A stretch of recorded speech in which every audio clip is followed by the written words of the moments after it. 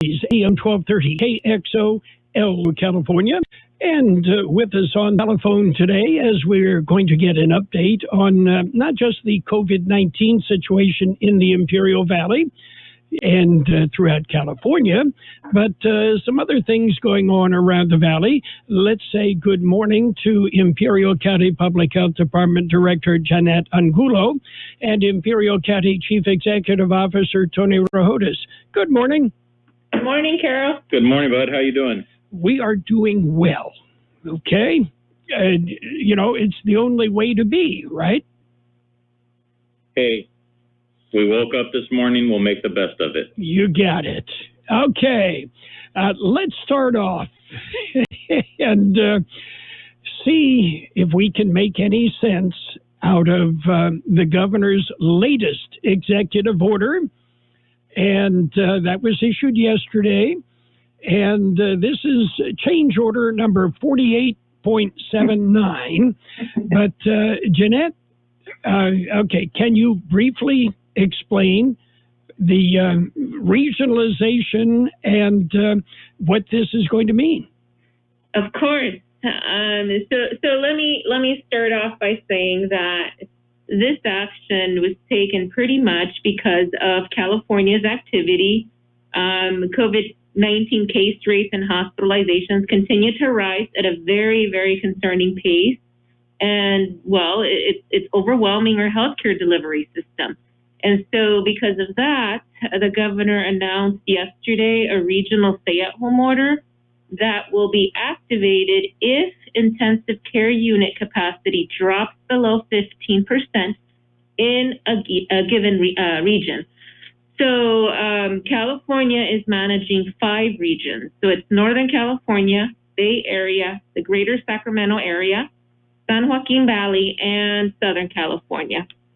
So as of yesterday, no regions had met the threshold, but it is expected that some will meet it within the next week, including Southern California. So what does that regional stay-at-home order really mean? So if a region, it falls below the threshold, then the region will be required, residents of that region will be required to stay at home as much as possible and, reduce unnecessary exposure while, still being able to do some of the essential things. Now, the state public health officer order will take effect 12:59 on December 5th, 12:59, it's actually midnight on December 5th. And if after that a region falls below the 15% ICU threshold, it will have 24 hours to implement the stay-at-home order. So I'll stop there. And if you want me to go into, once it's instituted, what does it mean for the region or the counties? You want me to talk about that? Basically, the way I see it is we're going to go back to where we were in the very beginning, and with few exceptions. And the questions that I would have is, okay, we're a little bit over a week away since the Thanksgiving holiday, and a surge is expected on top of the current surge. Looking at, and I realize what the numbers are local aren't going to mean a lot because they're lumped in with all the other counties in the Southern California region. But what about the healthcare systems in the Imperial Valley? The Pioneers Memorial Hospital, El Centro Regional Medical Center, when I've seen what their census is overall, and clearly 50% of that census is COVID related, what about the ICU capacity? Do you have an idea where we are there? Yes, and so we're working with the hospitals very closely. We actually have daily calls. And ICU bed availability, ranges today. Sometimes there are no ICU beds available, but then there are times that there's 1, 2, 3. beds available or more. And you have to keep in mind that our hospitals are not as large. So what they have done, in coordination with, local and state partners, is they are looking at ways at expanding their capacity and adding additional beds. So that has been worked on, and we're working on, making sure that they have staffing for those beds. So a lot of work has been done locally to, again, expand capacity of beds available. But it's not only beds, it's also securing staff to make sure that, the patients have a bed plus staff so that they're taken care of.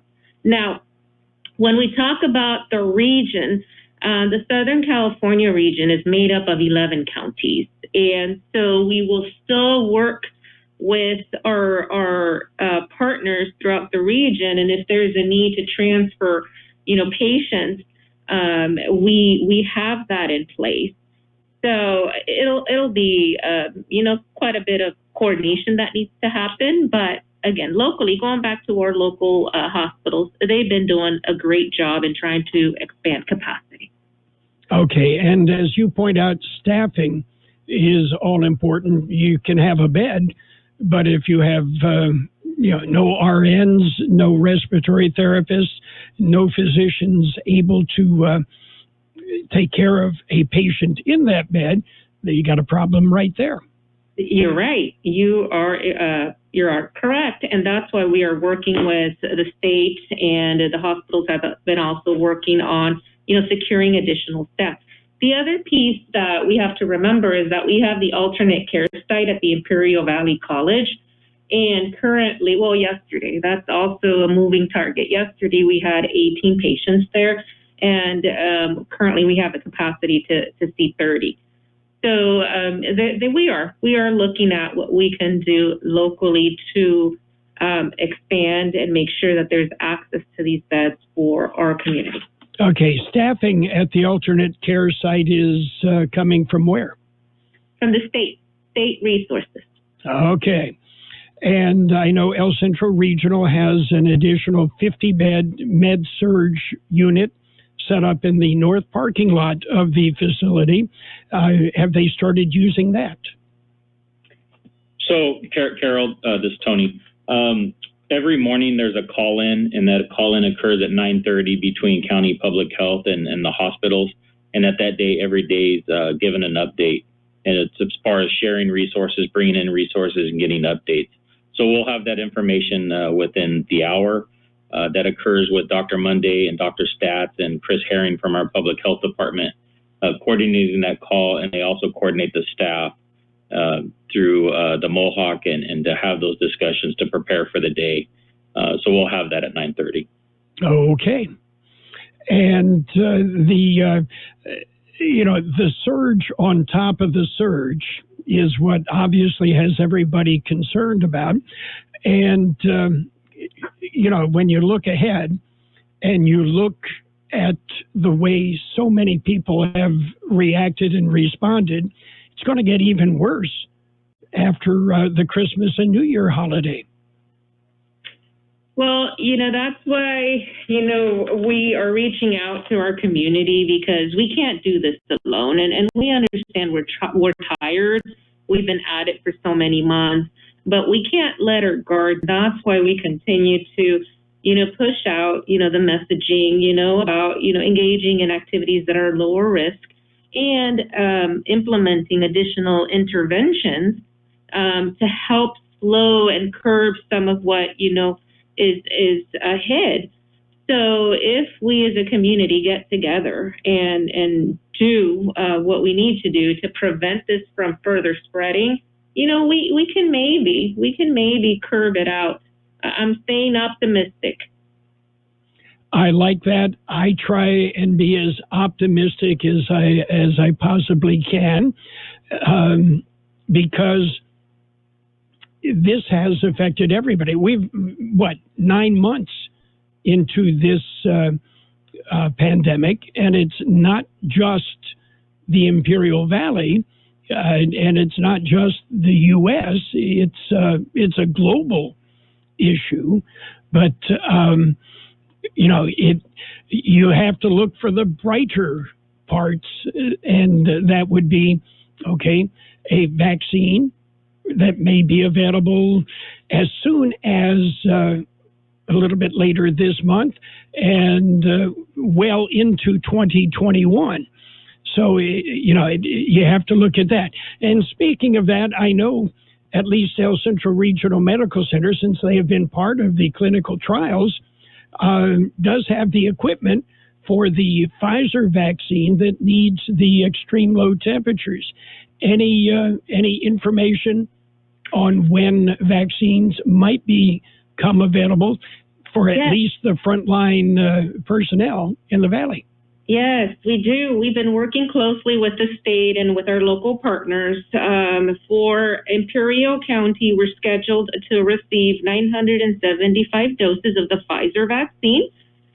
We don't have an exact date, but the state is looking at mid to late December. So locally, we have been, preparing. It's been a phased approach because so much has been unknown. But with what is known, we've been able to reach out and do some planning with our partners. We've done some assessment to take a look at our local capacity to receive, store, and administer vaccine. So a lot more to come, a lot going on behind the scenes when it comes to planning and making sure we're ready to administer the vaccine when it gets here. Okay, and we mentioned the Pfizer vaccine, but I believe there are two other manufacturers that have applied for the emergency use, and I guess it's just kind of, we're going to have to wait and see. And 900 and some doses, okay, and you need 2 doses for the vaccine to be effective. It's going to be tough figuring out who gets that, right? It will, but there is a group at the California level. They have a COVID-19 vaccine task force, and one of the groups is actually focused on making sure that there's decision making around the vaccine and building equity into it so that the distribution and allocation is done in an equitable way. So there is, there's going to be guidelines that are going to be pushed out, and there's going to be prioritization. So the highest risk group right now includes those, who are frontline clinical staff who care for patients in high-risk settings or for patients with unknown COVID status. So that would be staff that works in the emergency departments, in the ICU, urgent care, respiratory therapists, just to give you a few examples. So we're going to have to prioritize and sub-prioritize, and definitely the acute care hospitals would be at the top priority of the list. So we'll be working closely with both hospitals to make sure that those that are highest risk get the vaccine. Okay. Tony, the mandates down from the state and reiterated by the Imperial County Public Health Officer, Dr. Monday.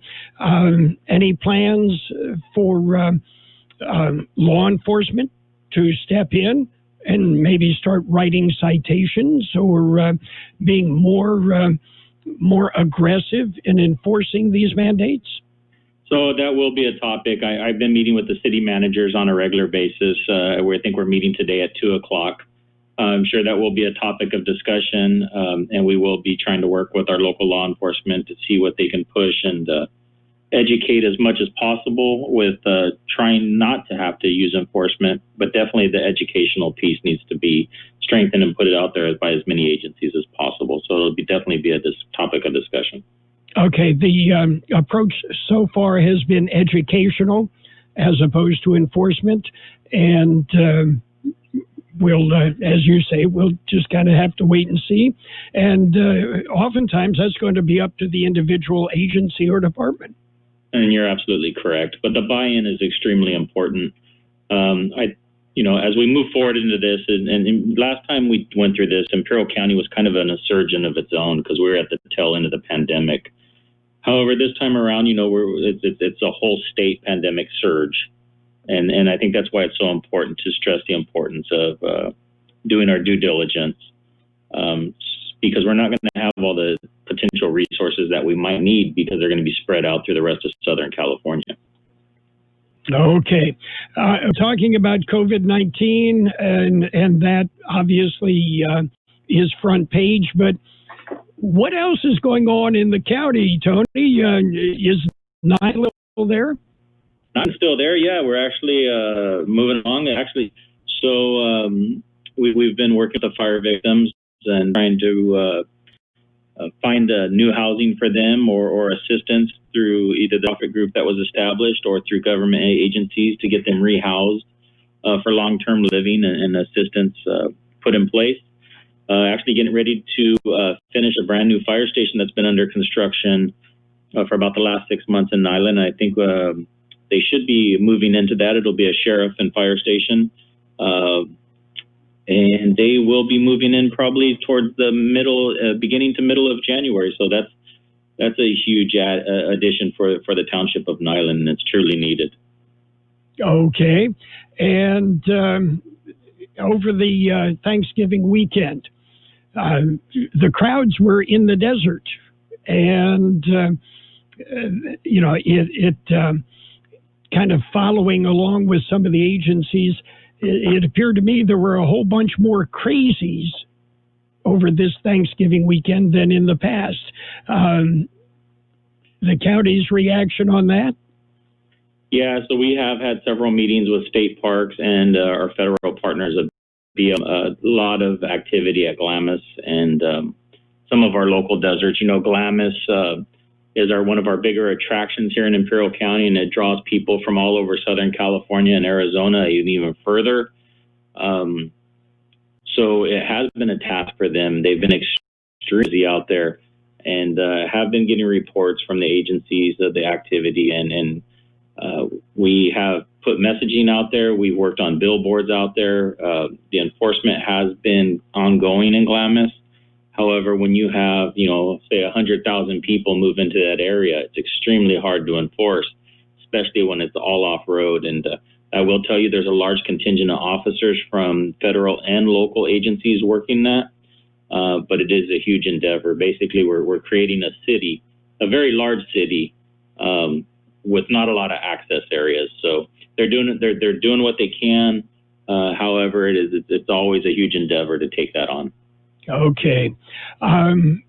Janette, Tony, have we missed anything that you wanted to touch on?